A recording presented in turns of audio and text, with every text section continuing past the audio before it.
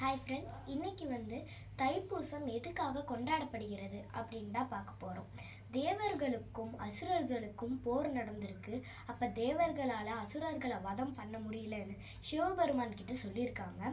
அப்போ சிவபெருமான் அவரோட நெற்றிக்கண்ணால் 6 தீப்பொறிகளை உருவாக்கியிருக்காரு.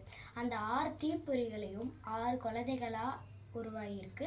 அந்த 6 குழந்தைகளையும் கார்த்திகை பெண்கள் கிட்ட வளர்க்க சொல்லி தந்திருக்காரு. அவங்களும் நிறைய வித்தைகளெல்லாம் சொல்லித்தராங்க. ஒரு நாள் பார்வதி தேவி அங்கே 6 குழந்தைகளையும் ஒரே உருவமாக உருவாக்குறாங்க. அவர் தான் ஆறுமுகம்.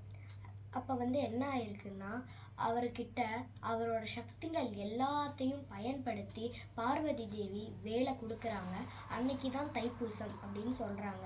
இன்னொரு காரணமும் இருக்குது. முருகன் பெருமான், அதாச்சும் ஆறுமுகம், அவர் என்ன பண்ணியிருக்காரு, அந்த வேலை எடுத்துட்டு தேவர்கள் சொன்ன அந்த அசுரர்கிட்ட போய் போர் செஞ்சுருக்காரு. அப்போ அந்த அசுரரை வதம் செஞ்சிட்டாரு. அந்த அசுரர் பேர் சூரபத்மன். அவரை வதம் செஞ்ச நாளும் தைப்பூசம் அப்படின்னு சொல்லப்படுது.